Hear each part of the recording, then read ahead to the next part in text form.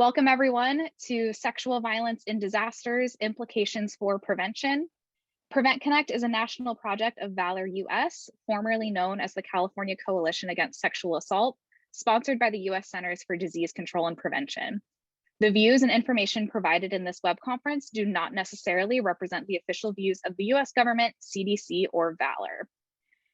And if we go to the next slide, I'm going to briefly cover the objectives for today. So by the end of this web conference, we hope that you will be able to identify contributing factors to sexual violence and disasters. You'll be able to discuss survivor-centered and community-centered healing and recovery.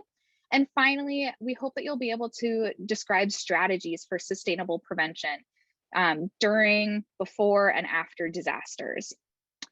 And if you'll go to the next slide, at this point, I want to invite my colleague Ashley to introduce our partners over at the National Sexual Violence Resource Center.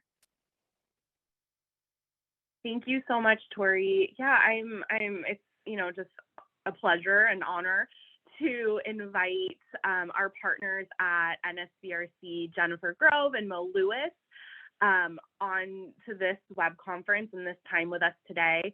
And Jen and Mo, I know that this resource that this web conference is kind of built around has really been a labor of love for you all.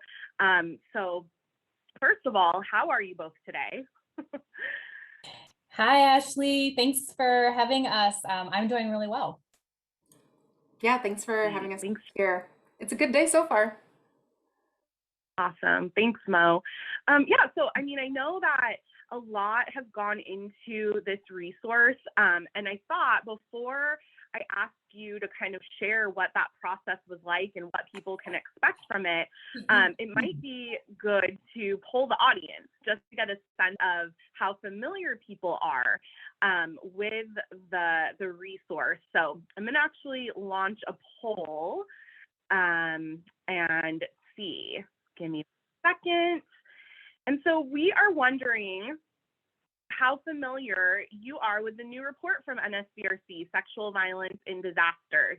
So there's 4 options. You've maybe read the report, you've downloaded it, it's sitting there on your desktop, but you haven't yet read it yet.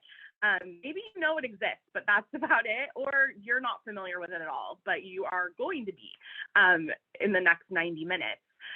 So Jen and Mo, I hope you can see how things are kind of shaking out, but it looks like, there's a handful of people who have read the report. Most people are saying they're not familiar at all. So that's a great opportunity to get folks up to speed on what it's all about.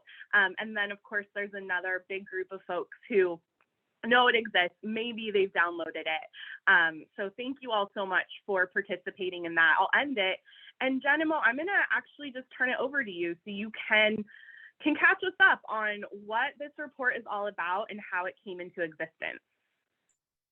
Great. Thanks so much, Ashley. And I'm actually glad, I want everyone to know about it. So you are in the right place today, almost now 300 of you. So very excited to talk a little bit about this today. And yeah, what Mo and I want to do is just provide a little history of kind of how this came about, and then just a brief overview, and then we are going to turn it over to some very special guests today.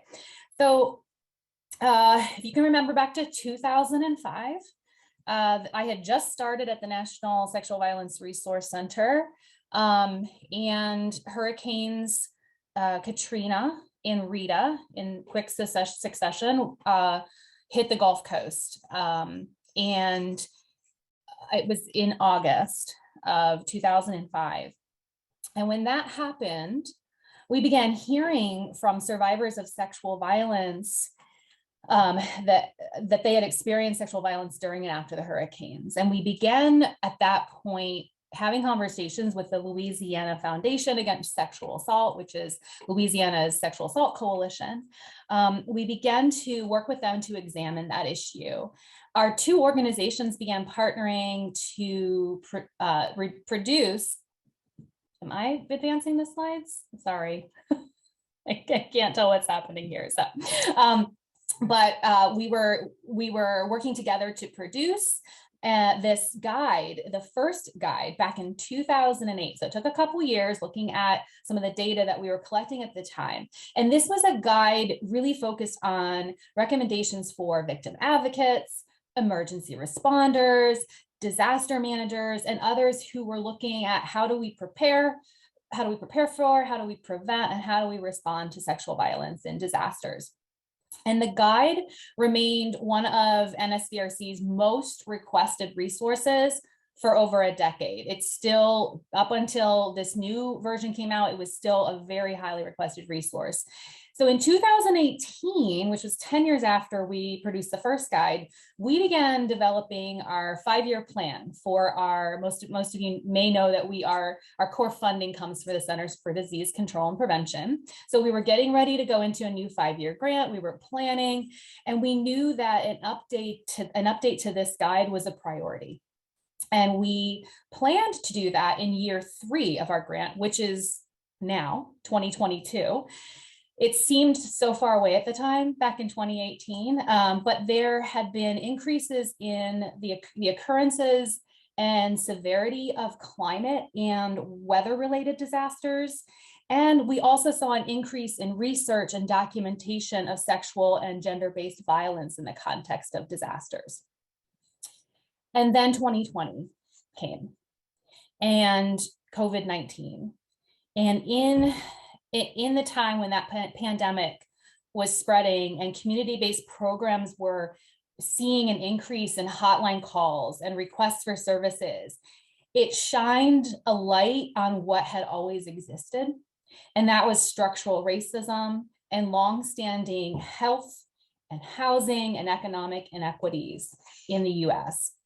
And this meant that Black, Indigenous, and other communities of color, of course, were disproportionately impacted by the coronavirus itself, the financial crisis that came along with it, and subsequent risks of sexual violence victimization. So NSVRC recognized the need to update the resources on disasters in a way that could help highlight and carry forward the lessons that were being learned from COVID-19, from the pandemic and other recent disasters, with a particular attention to the racial and social inequities that shape both disasters and sexual violence. We were fortunate to receive COVID supplement funding from the CDC in June of 2020.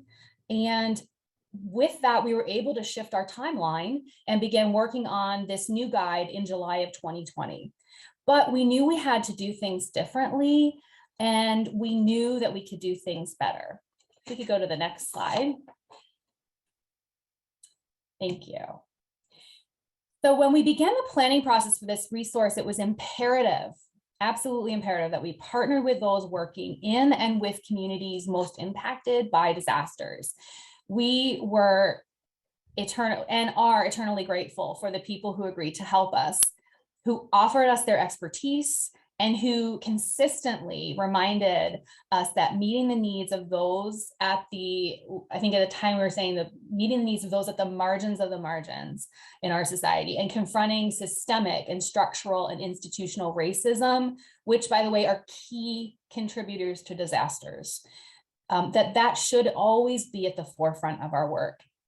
And we were, and we continue to be honored to be in community with these individuals. We convened an advisory group of organizations working at local, state, national levels to support Black, Indigenous, Latinx, and Asian American and Pacific Islander survivors of sexual violence.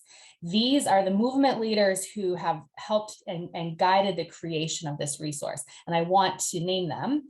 We have Savannah Brown, co-executive director of Black Women's Blueprint; Farah Tanis, co-executive director of Black Women's Blueprint; Indira Hennard, executive director of the DC Rape Crisis Center; Chandra Dawson, Strong Oak Lefebvre, executive director of Visioning Bear Circle Intertribal Coalition; Mira Youssef, executive director of Monsoon Asians and Pacific Islanders in Solidarity and the National Asians and Pacific Islanders Ending Sexual Violence; and Kimber Nicoletti Martinez, director of Multicultural Efforts to End Sexual Assault. And we have 3 of these wonderful individuals with us today we will be introducing in just a moment.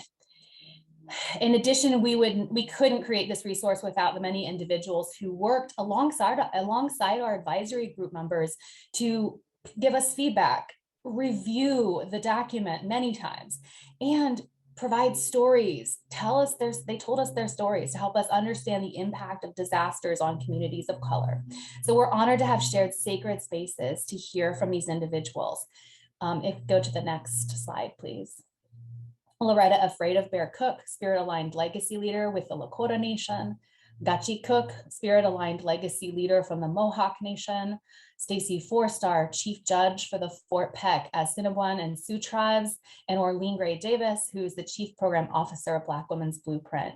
And this guide would not be possible without the dedicated work of our author consultant, Annie Gebhardt. We're deeply grateful for her and everyone that I've listed on this slide and the previous slide in helping us move this project from vision to reality. I'm going to turn it over to Mo. Thanks, Jen. So we're going to be touching on some of the things that are included in this resource. Can we go to the next slide?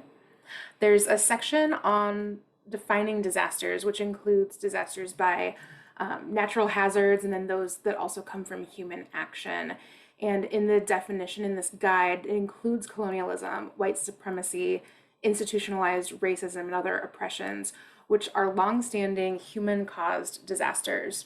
So some of the things we want to note and that are covered in this resource, while the effects of disasters, including sexual violence, are widespread, we know that the hardship is not distributed equally. Structural racism has been widely described as a pandemic in and of itself. It's one that has generated health disparities, chronic illness, death, and trauma for Black, Indigenous, and other people of color in the US for centuries. And so this really calls us to center, uplift, and learn from the resilience and strategies employed by BIPOC communities to resist and endure these historic and present day disasters.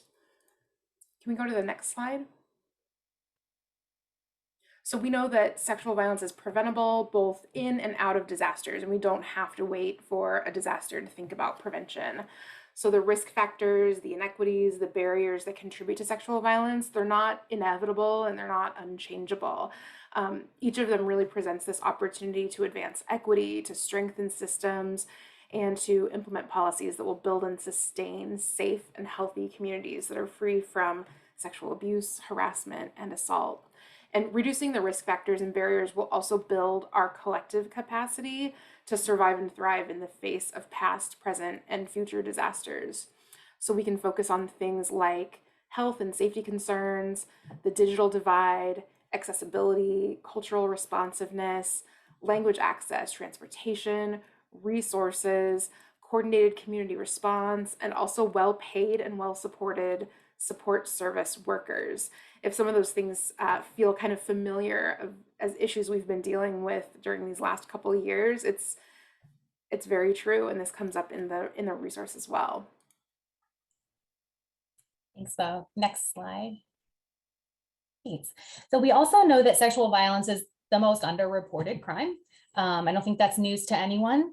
Disasters create additional barriers to reporting sexual violence and intensify already existing barriers for survivors.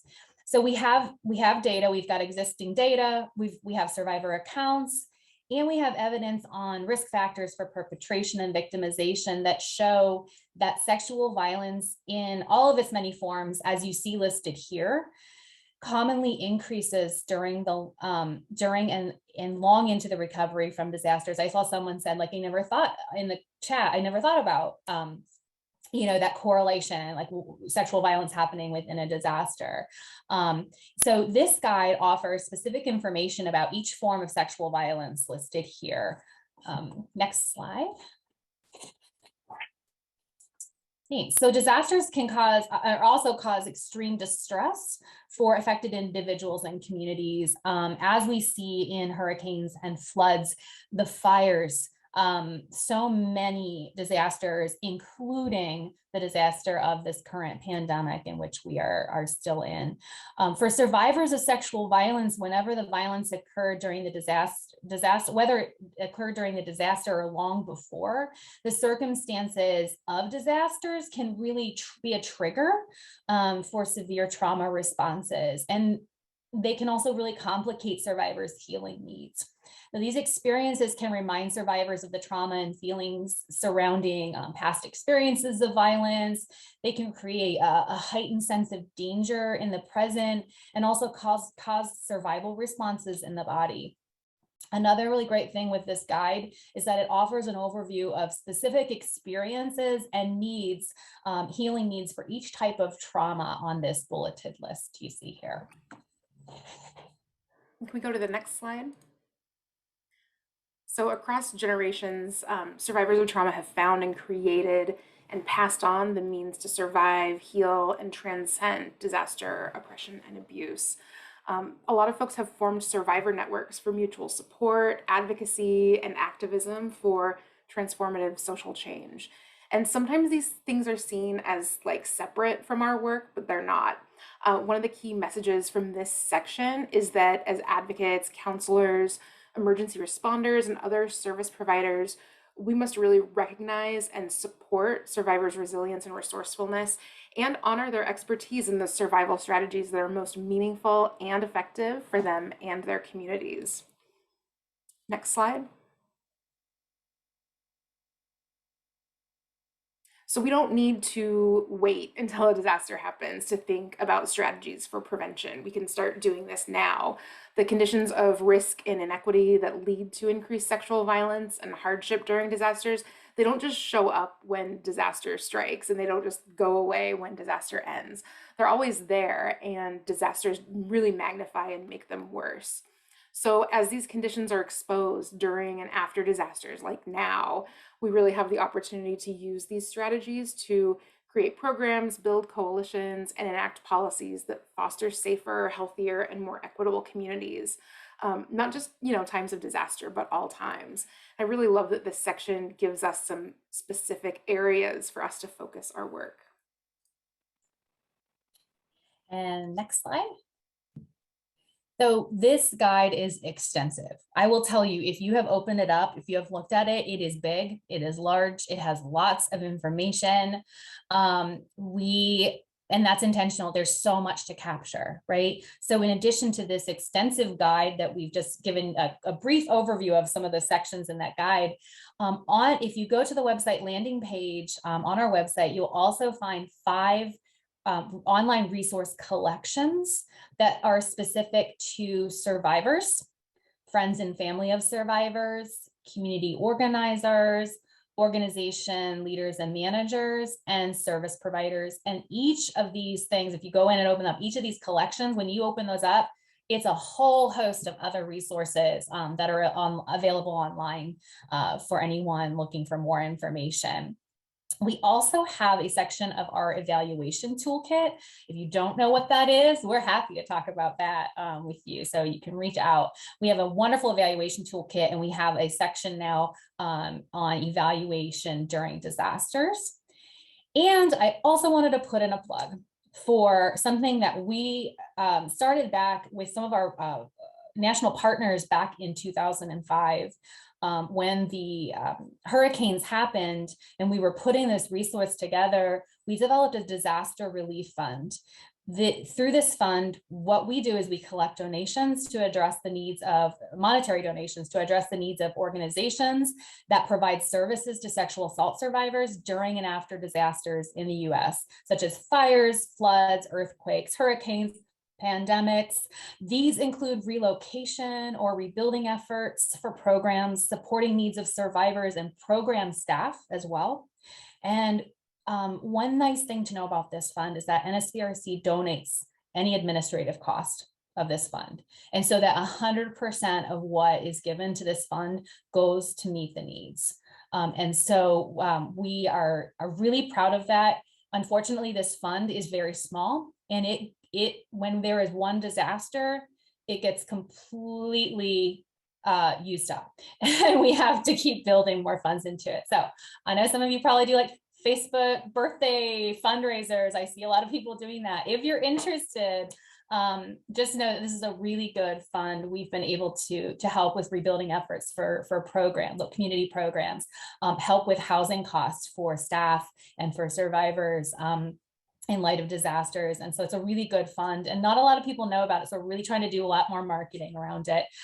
We are also beginning the process of creating a Spanish language guide as well, and that has begun this project here. And so we're really excited that we'll be having a Spanish language version of this guide in the very near future. With that being said, I want to, if we can go to the next slide, I want to introduce our guest today. As I mentioned before, you may have heard their names earlier.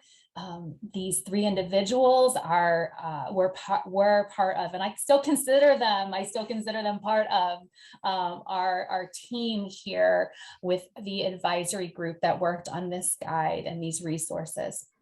I will introduce them now. Savannah Brown, Co-Executive Director of Black Women's Blueprint; Strong Oak Lefebvre, Executive Director of Visioning Bear Circle Intertribal Coalition; and Mira Youssef, Executive Director of Monsoon Asians and Pacific Islanders in Solidarity and National Asians and Pacific Islanders Ending Sexual Violence. Welcome, Savannah, Strong Oak, and Mira. Thank you so much, Jen, Ashley, and Mo, and to the team at Valor. We're excited and grateful to be here with y'all. And we'd like to welcome you in a way in which we would welcome in our own communities. And so I'm going to start it off, but we're all going to involve ourselves in that process. So grandmothers, grandfathers, and grandparents, all our ancestors, we welcome you to be with us today, because in us, 7 generations live in the cells of our bodies. And we welcome in the healing possibilities that when we address and healing ourselves and the people we meet, that we are also healing all of those who went before us. And we're also preventing people from having to go through the recovery from trauma that we've all endured until now. And so we invite you to bring in all your ancestors and to open your heart to hear any little whisperings they have to say.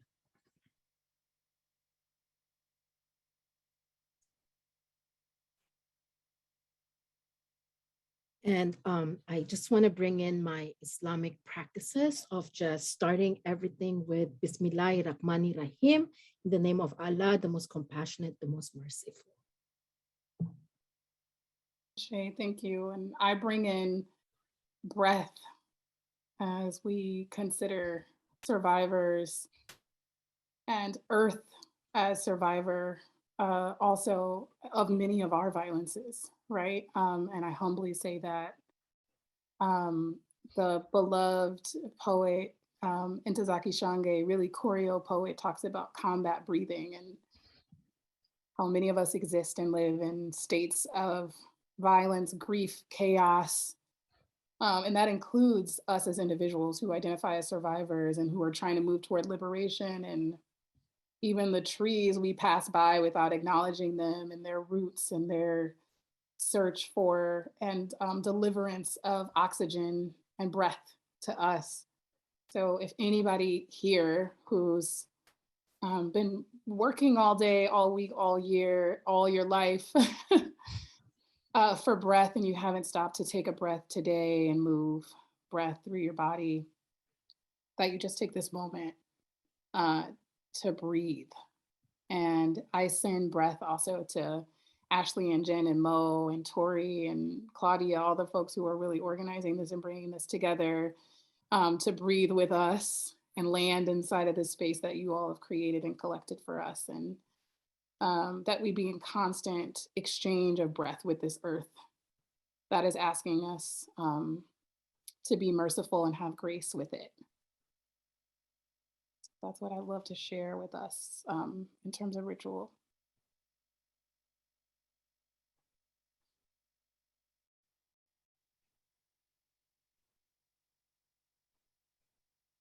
Thank you all Just so much for that. I think that was the first time I took a breath all day.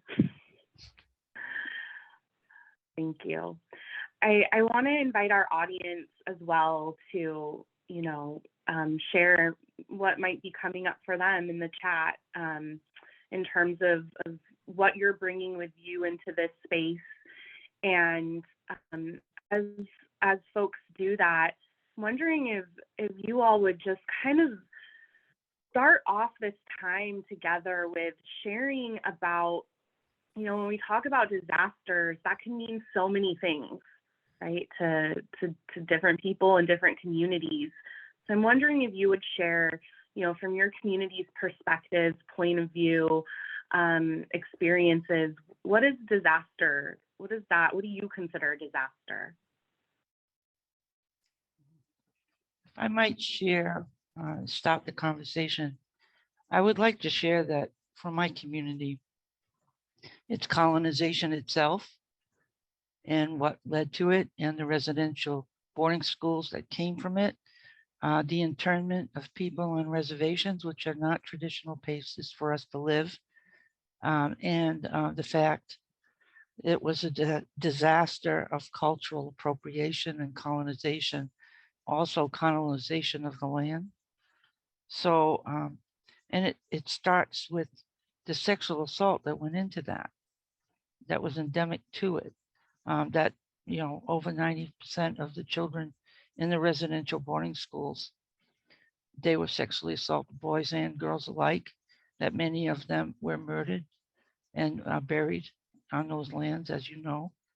And I consider that a big disaster. And I consider how difficult it will be because of the lack of resources that we have. I don't think people realize the third world conditions. Just yesterday, I found out that there's no clean water on the Pleasant Point Reservation in Maine, and that because of the even corruption within some of the tribal councils and such, that the people were not trusting the resolution of that issue. So when I think about the shortage of resources, the lack of internet access, the taking away of our cultural ways, and the dependent relationship we have with the U.S. government, as evident as being, in the care of the Department of the Interior, I consider that really big disasters in my community. I'll have more to say later, but this is how I'll start off for now and pass it to either Mira or Savannah.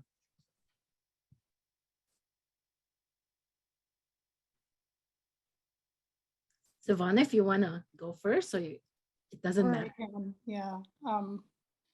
I was revisiting the definition that is used in the guide, which is on page 8 for people who are, their mind is racing and they're trying to, get connected to this guide, which was a labor of deep love and work. But it's commonly defined as, and you can see this and read it with me on page 8 if you want, a serious disruption of the functioning of a community or society, causing widespread human, material, economic, or environmental losses and impacts, which exceeds the ability of the affected community or society to cope using its own resources.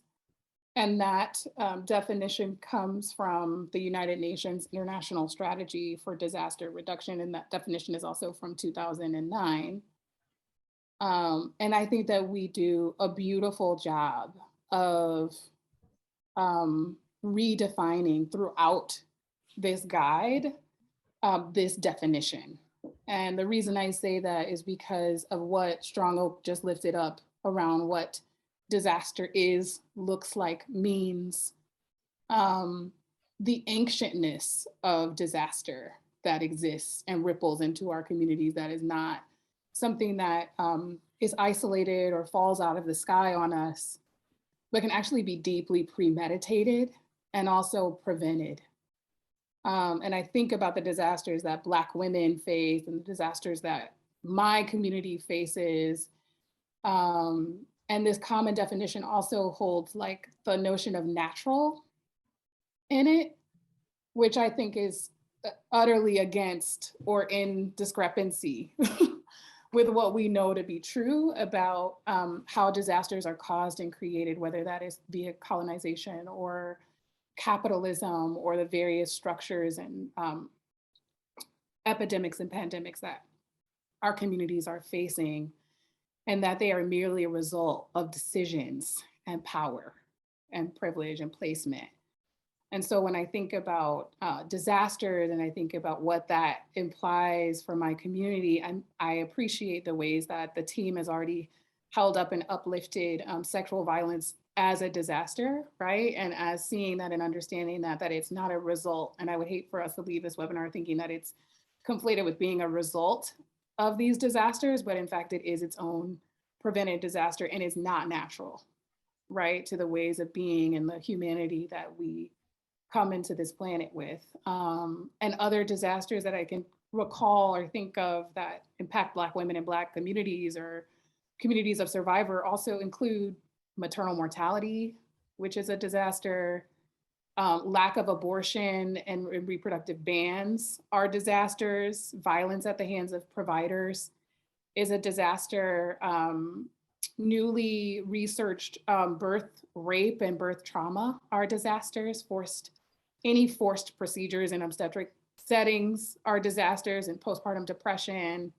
I mean, I think particularly as a doula who does work with survivors about the full spectrum of reproductive health and maternal and perinatal disasters that impact people of all genders.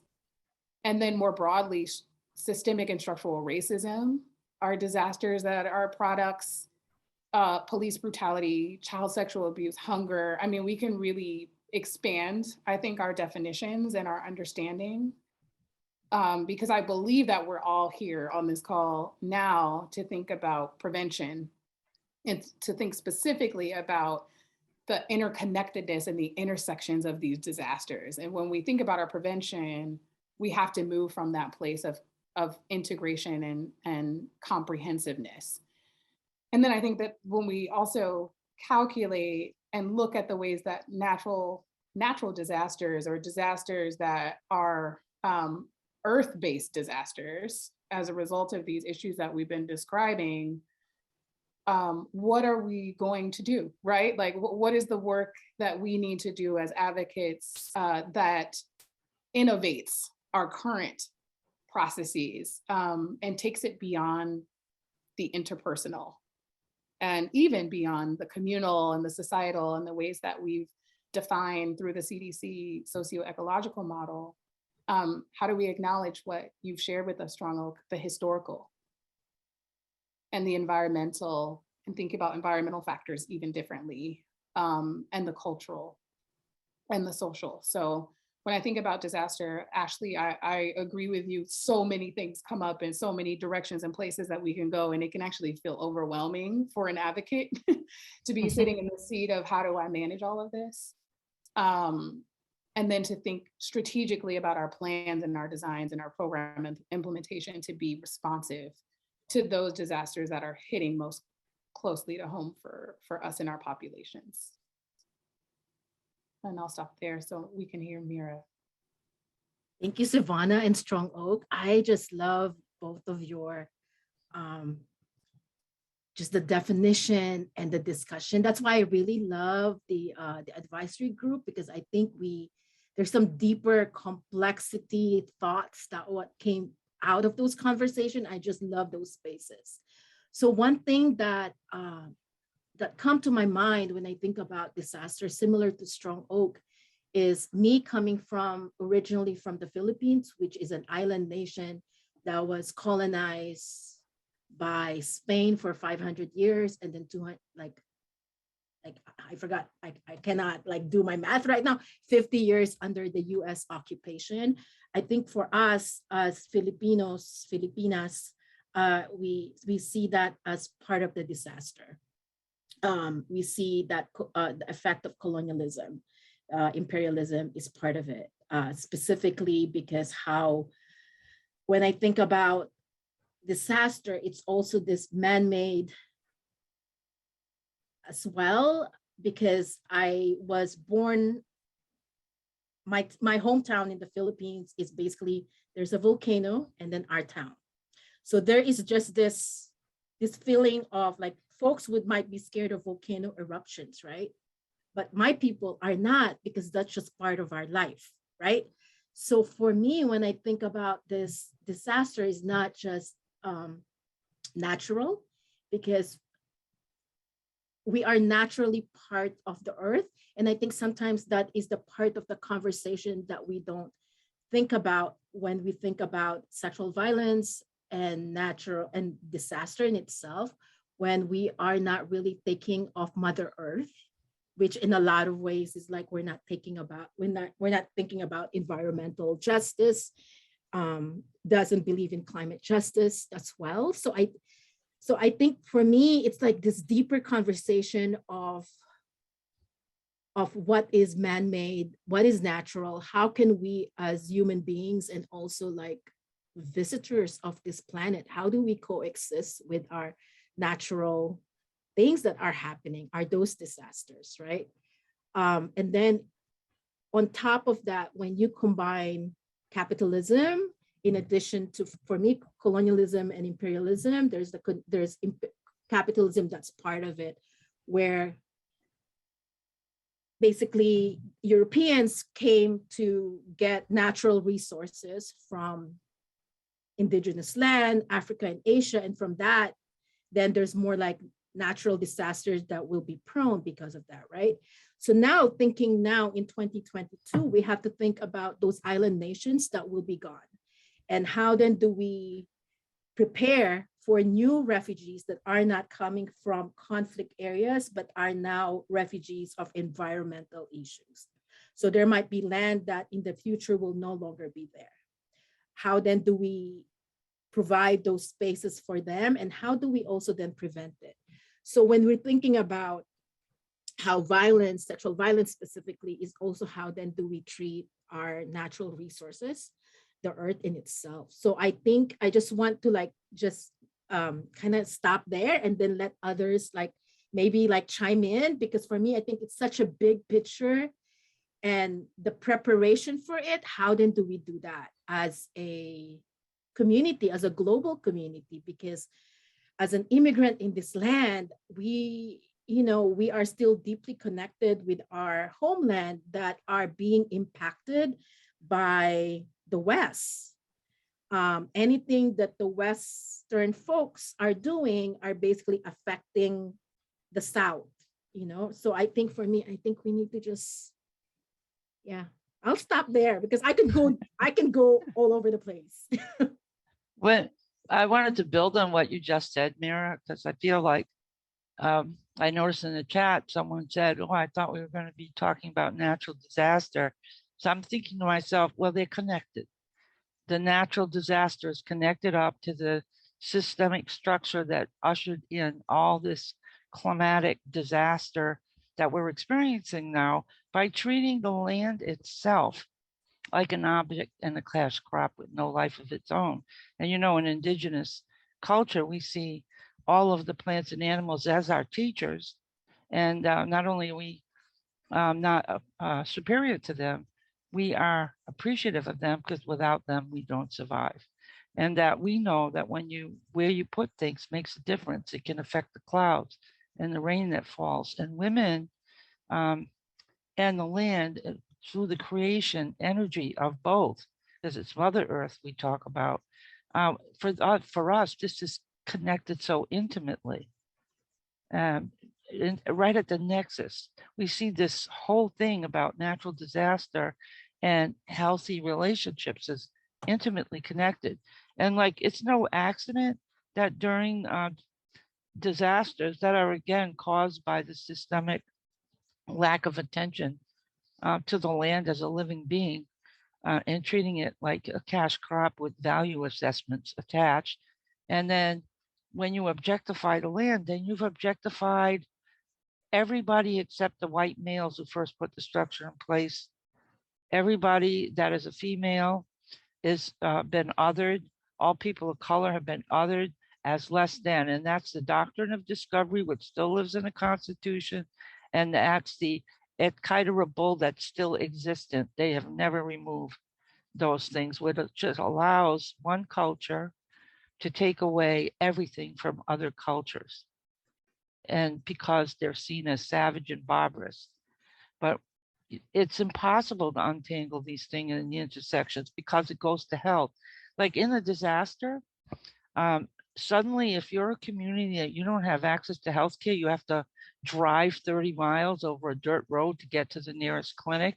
If you are living in a community where you've been not able to choose where you live, but you've been put into places where the most pollution exists, then your health disparities.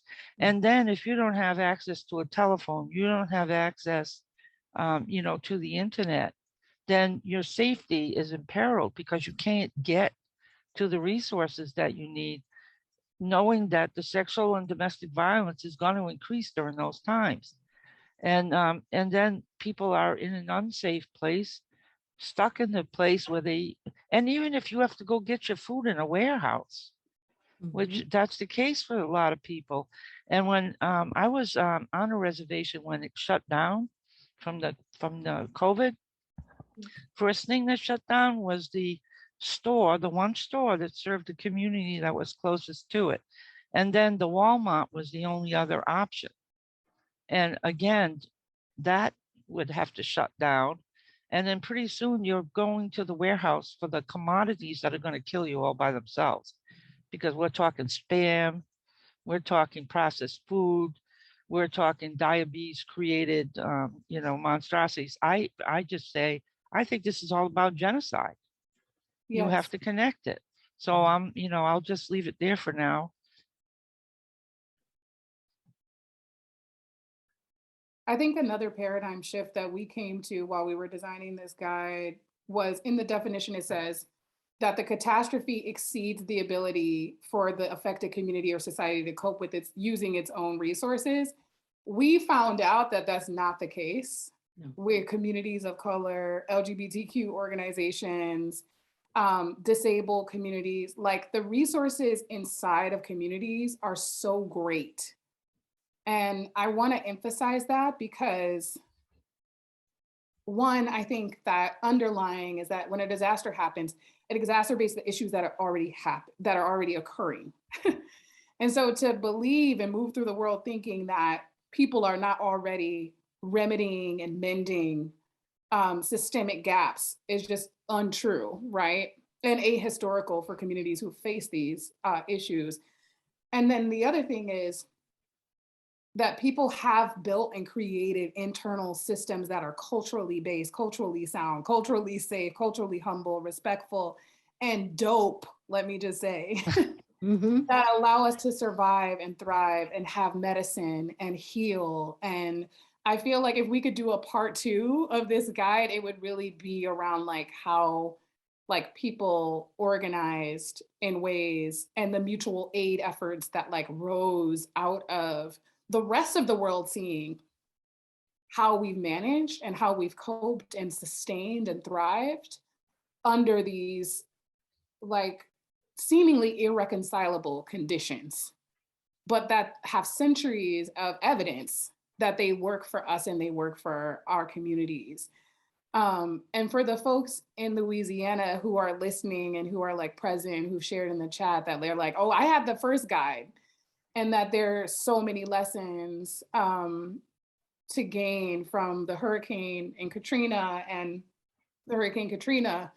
There is credit owed to Louisiana for the building and the operations and the community strengthening and the way that culture became prevention in that space. And that, that became a moment of hope for the rest of communities who are like, I have not yet faced catastrophe at that level or demonstrative or illustrative in this example, but I just want to like lift up how incredibly powerful it is to bear witness to how folk are navigating disaster around the country. And then I think, Mira, what you shared with us also around the globe.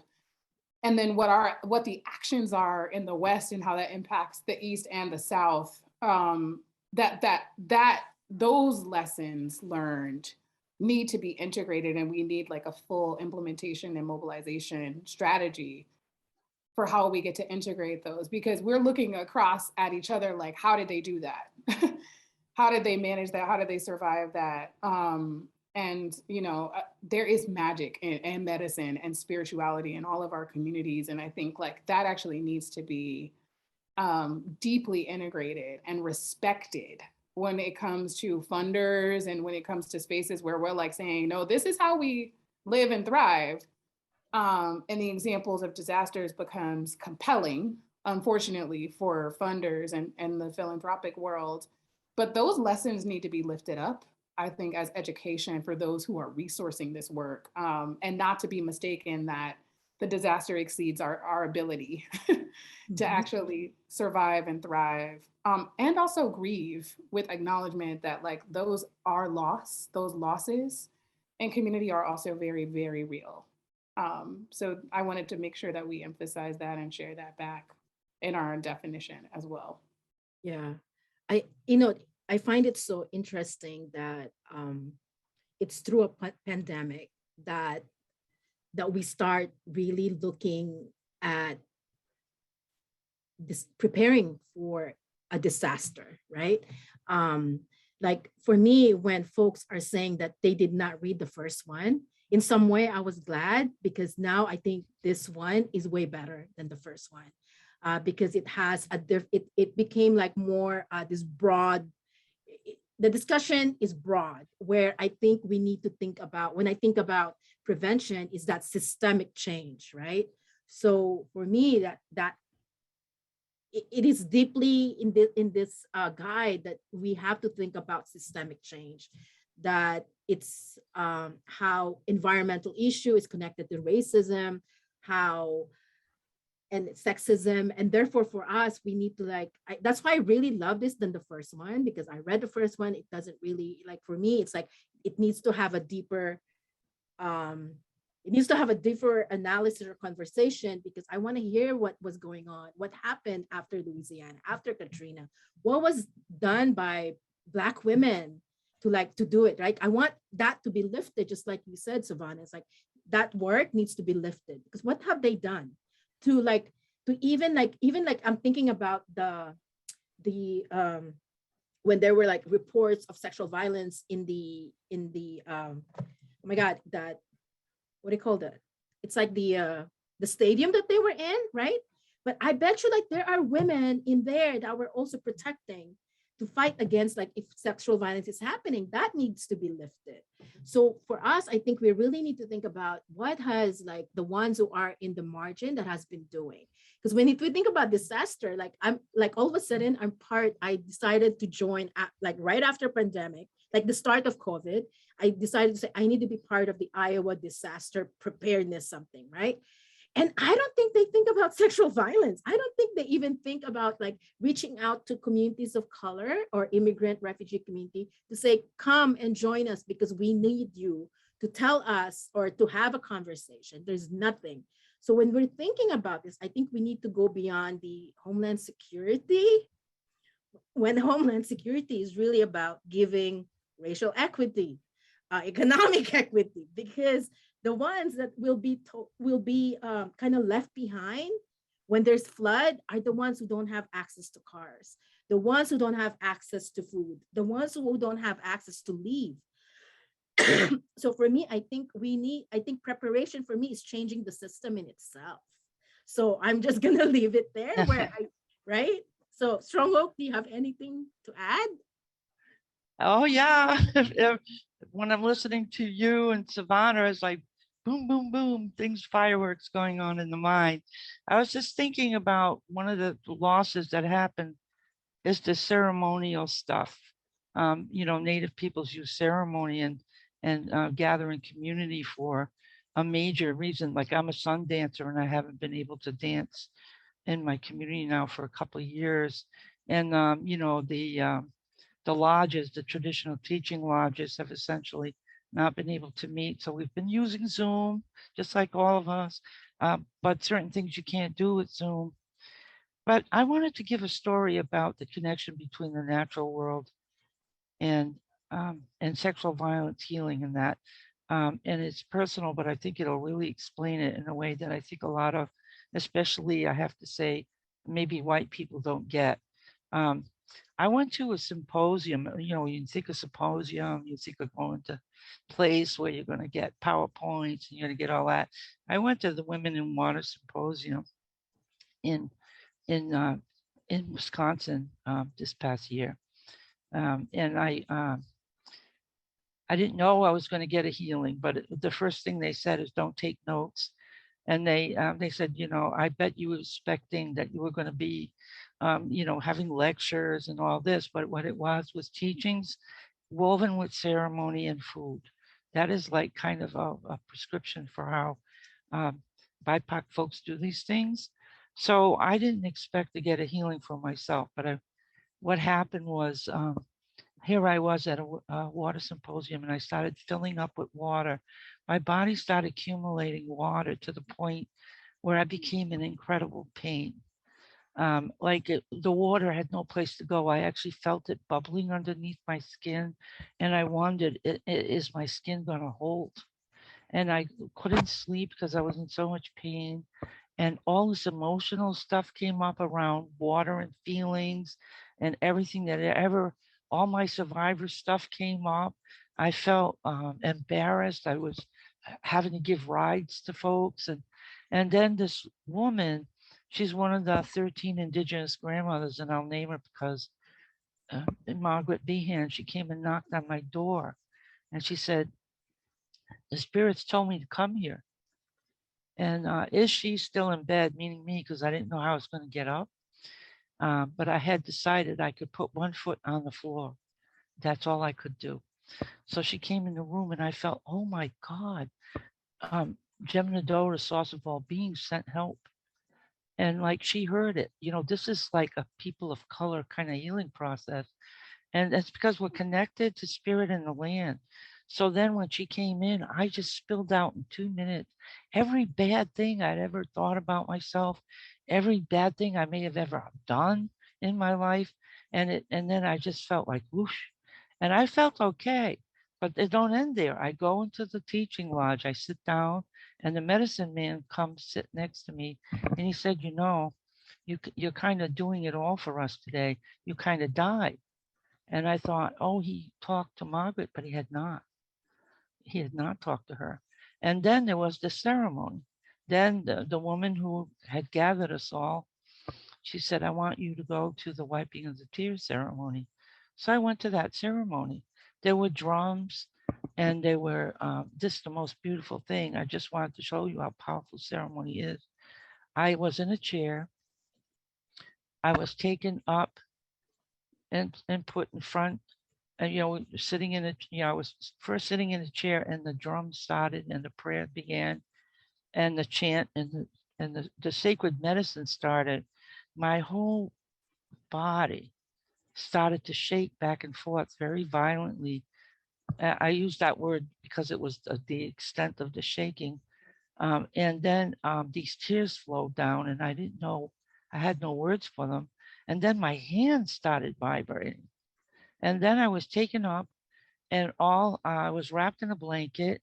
They took away my shirt, washed my face and washed my hands and washed my feet and gave me new shoes and clothes.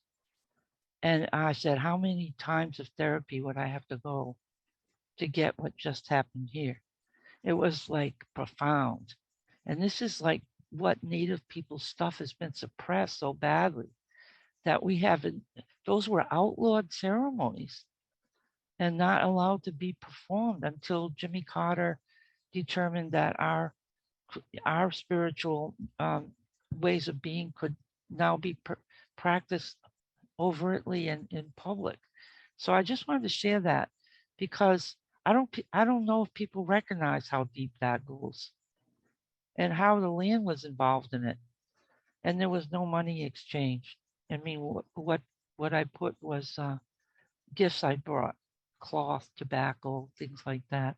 So and I have more I could share, but I don't want to take all any more time today. So I'm just going to pass it now to Savannah.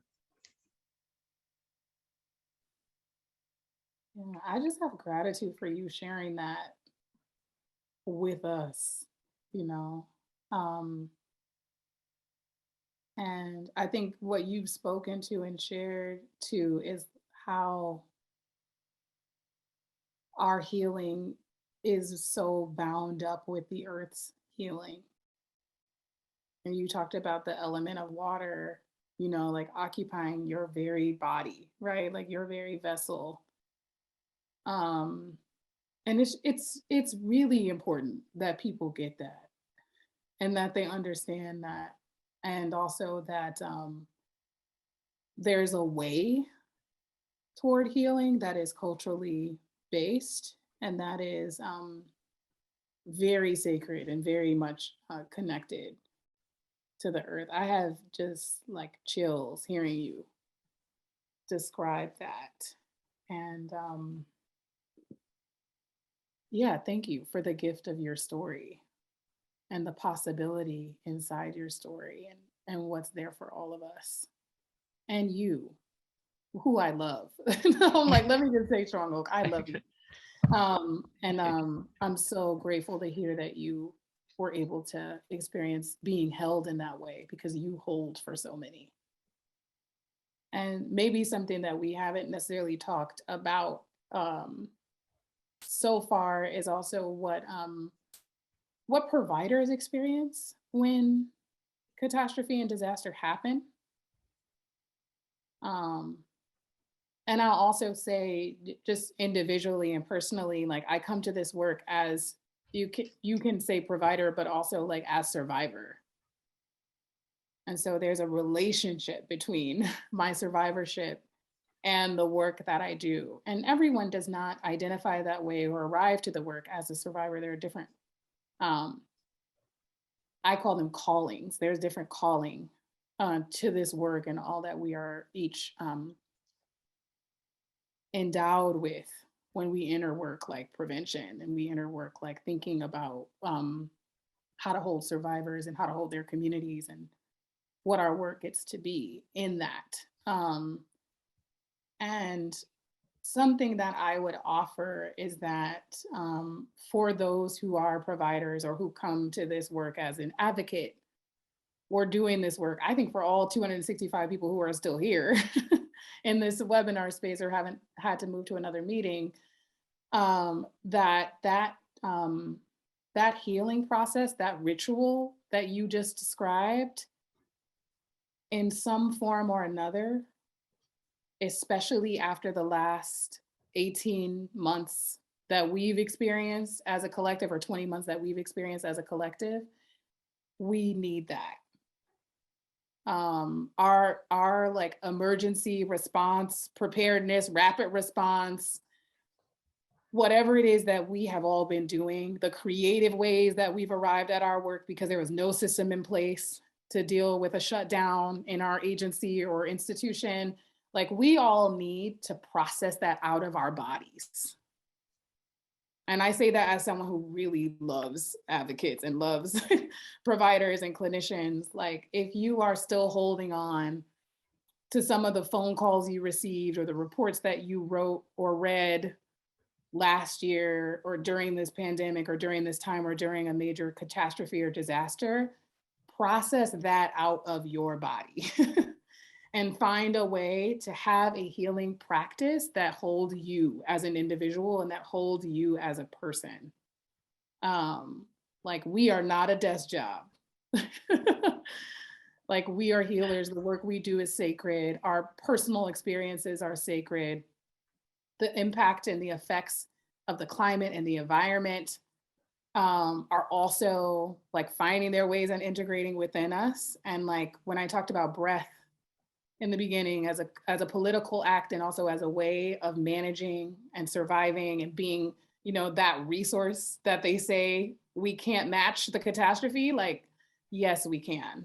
And be about your healing, be about your healthy protective factors, be about culture as prevention. You know, I was chatting with somebody about what that means, and like food, medicine, you know, learn about your ancestors, connect with them, good or bad, right? Like whatever exists there.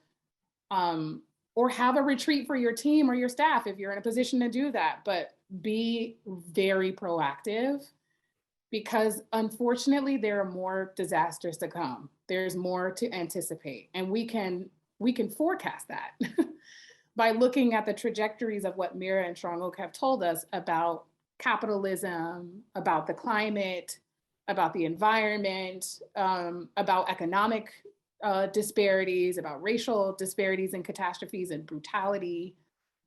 So we actually have to prepare. We have to prepare for war. That combat breathing is real.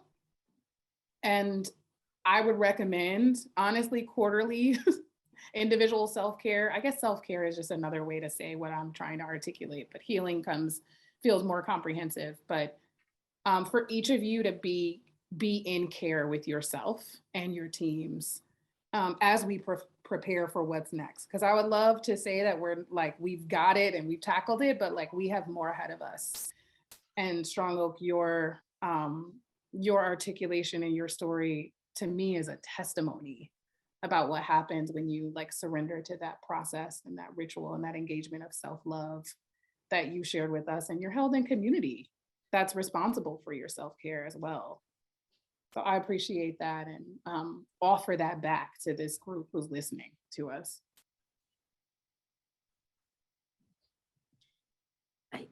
Oh my, thank you, Savannah. I think that was, that's so crucial. And Strong Oak, I mean, the storytelling, I think is also crucial, right? So when we think about,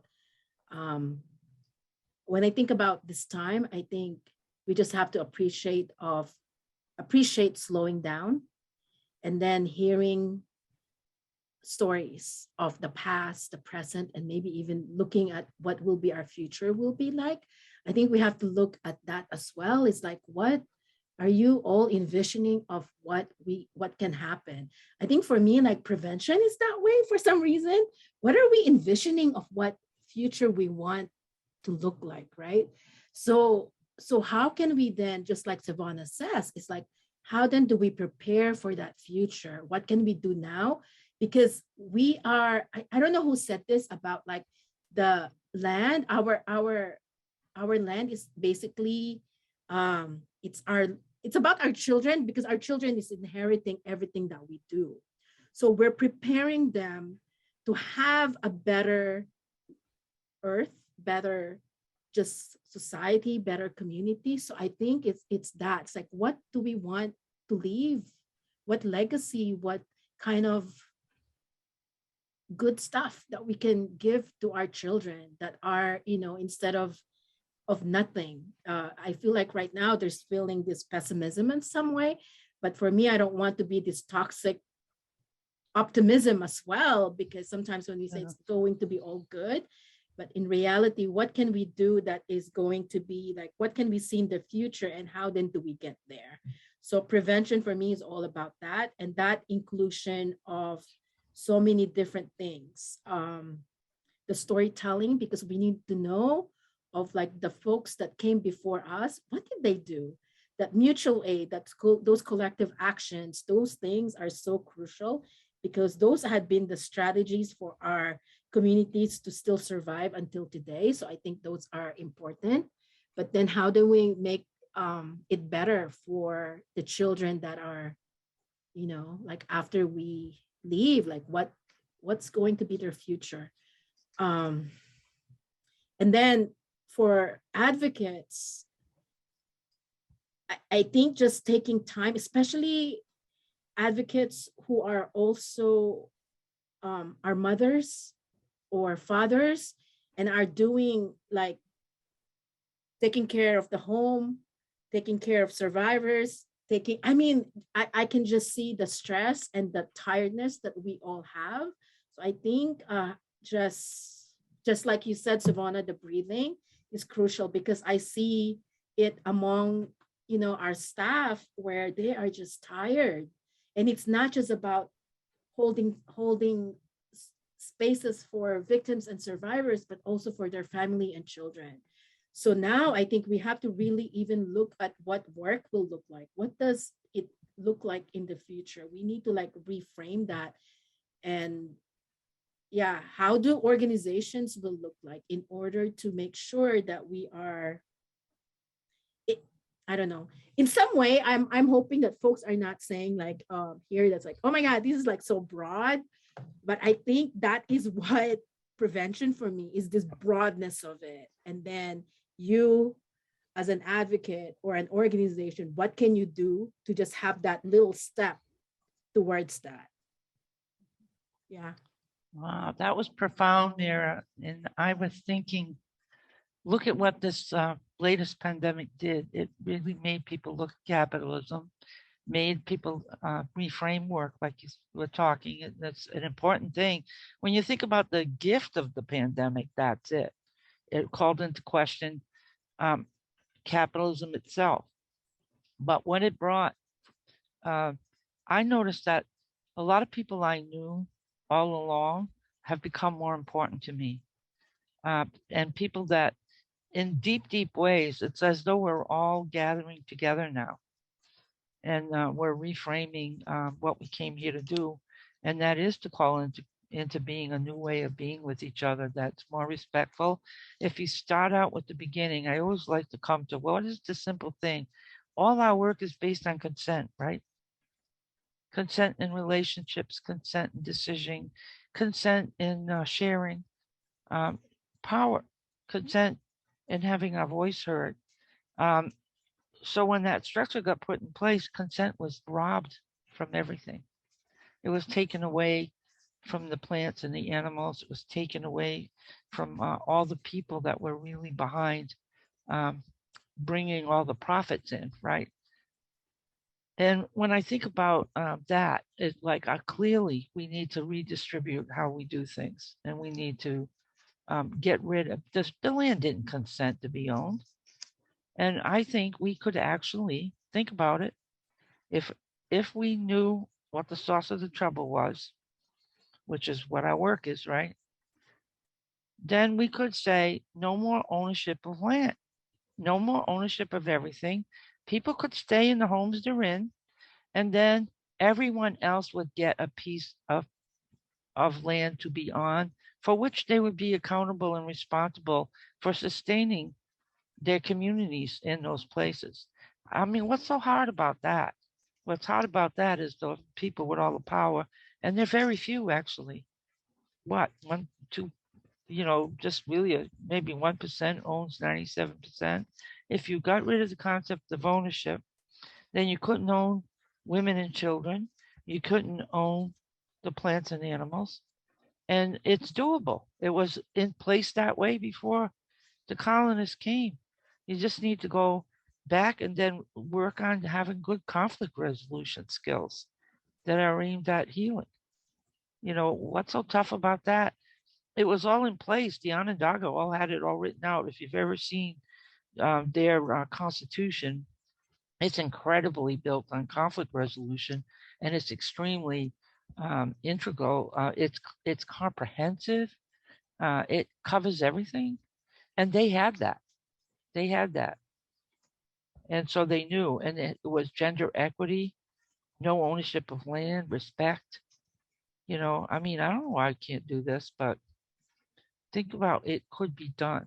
And we could be part of making it happen by how we live, just one decision at a time. We could form intentional communities with that in mind.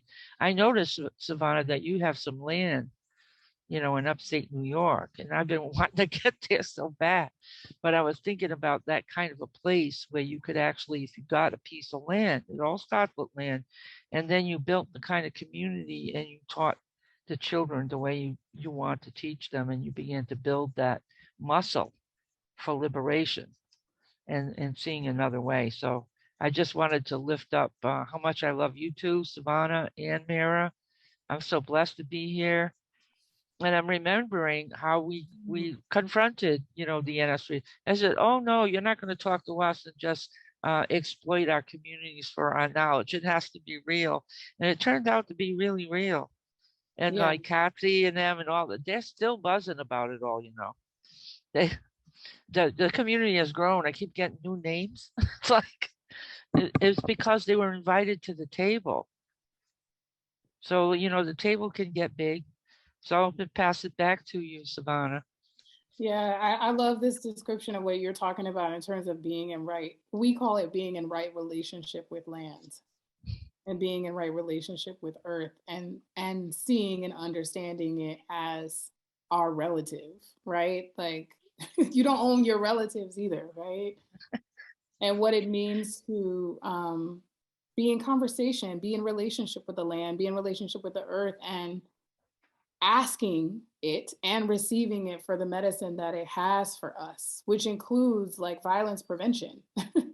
That is a part of it, right? Being at home with and on land and being in community that is safe and sacred, and being in right relationship with the communities who are native to those lands as well, and the medicine and the ancient wisdoms and life ways that they've been engaging with that land on. And I feel like people are struggling around that, like trying to have deeper conversations around that. And that's another webinar. I think that would be beautiful for us to talk about and be in deep conversation around, yeah, I think there's so much, and there's some questions that are in the chat that have moved me, and I wonder if we can like ask them out loud. And I don't necessarily have the answer to them, but one of them was back to this conversation around like centering lived experience. Michael Shaw is asking us, how do we get people who are steeped in the disconnection of our lived experiences and conditions to see changing the conditions as prevention? And I feel like that's a big question. And then in addition to that, Michael Shaw was asking us, how do we get people to see what we have been trained not to see, to hear the stories we do not want to hear? Because I think that there's also an acknowledgement around the systems that we are inside of as like provider agencies, right? Like, yeah. And not to like call forward or call in, because I don't think we only have 12 minutes left, but that would be another like healing circle. But all of these agencies that we have seen rise to the landscape, be able to receive funding and do this work, are not radicalized and are not liberatory. And then on a very basic level are not like centering lived experience. It's like, it's service driven, it's get the work done and move on. And I think the hunger and the question is, and I loved what you said, Mira, which was like, I hope that folks don't feel like we're being so broad that there's nothing to capture and to pull back with you.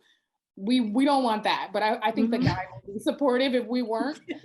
But the question is like, how do you bridge that? Right? How do you bridge these ideologies into, because often nonprofits or agencies or even public health funded agencies they are also part of the systems that we are calling out.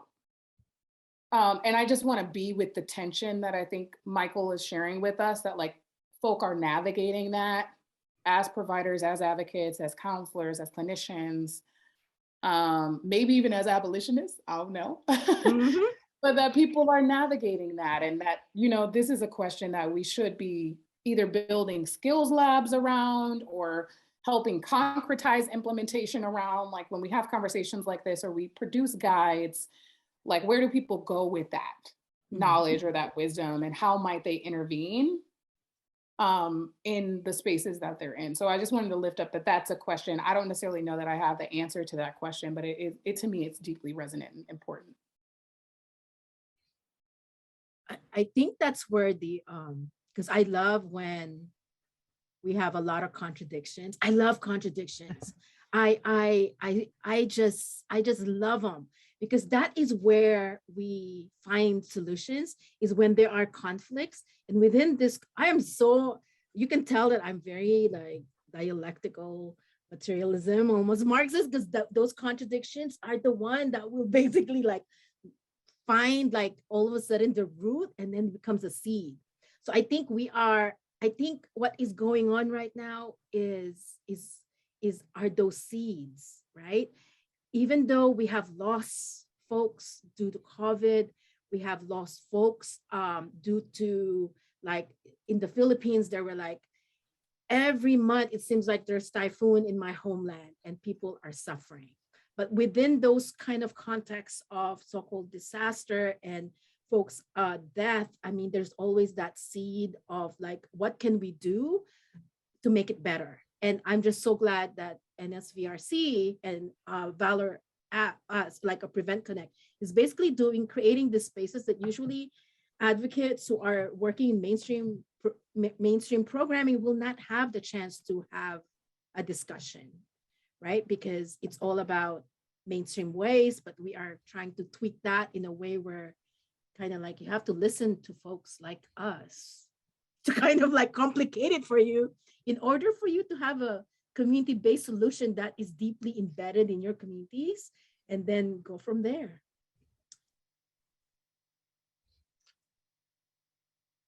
I just want to pop in really quick because I don't know how 90 minutes goes by so quickly.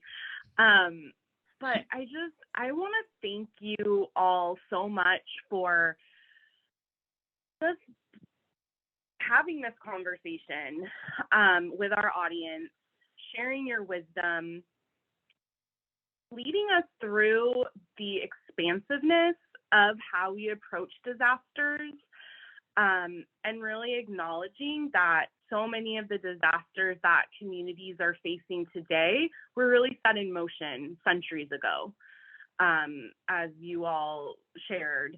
And I think that the point that natural disasters and man-made disasters are connected, that's something that is really obvious in a lot of ways, and yet it opens the door to really kind of dig deep and also think about what those solutions could be. And Savannah, your point that culture becomes prevention, when we talk about like how do we sustain prevention, well, if we think of prevention in that way, like there's an answer. So I just wanted to say thank you. And there's been a lot of conversation in the chat, and thank you for pulling out those questions. I'm wondering if you would share just a little bit so Savannah, Mira, and Strong Oak can hear what the conversation has been. And then we'll have a few minutes for some calls to action or for some reflection on those.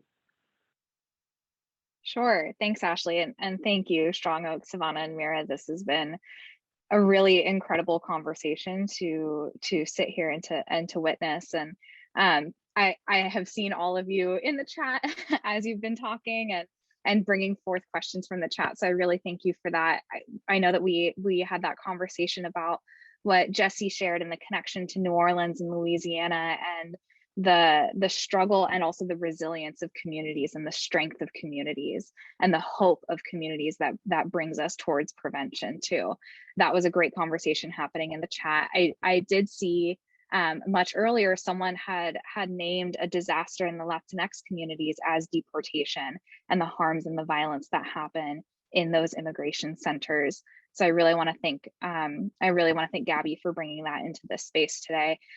And I think other than that, you all have been bringing up all the chat questions and all the chat conversations so far. So I just want to thank you all for bringing the chat into your conversation. Corey.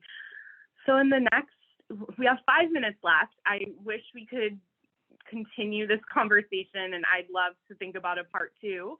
You all are into that, but I just want to, let you all leave. What would you like to leave us with? You've already given so much and shared so much.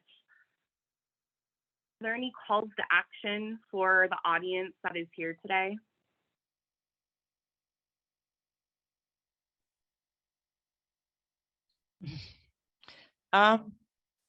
What I would say would be compassionate, personal accountability.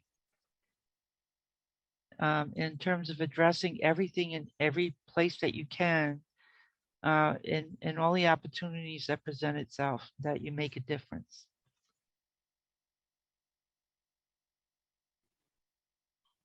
I would say read the guide. I mean, one of the things I'm curious about, I was interested in the poll of folks who were like, oh, I haven't even seen it or read it. One of our considerations was around dissemination, right? Like, we were thinking about our own people and we were like, you know, my grandma ain't gonna read this guide, right? So like, is there a podcast or another form or storytelling or ways that we can disseminate that are also like what we say and who we say we are, that's like culturally resonant? And that storytelling, I mean, Strong Oak, I'm forever changed by your story. But is there a way where we can share back that reaches and touches all of our peoples and the peoples that you want to be connected to this work? And then I would leave folks with breathe, right? Like that's been my thread. And I hope that that's something that you do today as you transition and carry on. So breathe, keep breathing as an act of both resistance and also like deep self-love and healing and wellness. So yes to podcasts, yes to storytelling. Definitely, I love storytelling. I love to hear stories. And I think I just want to make sure that for me, I think globally, don't just think locally. I mean, think about like how our work is also deeply connected with like outside the United States. So I just want to kind of like leave that here. Thank you all.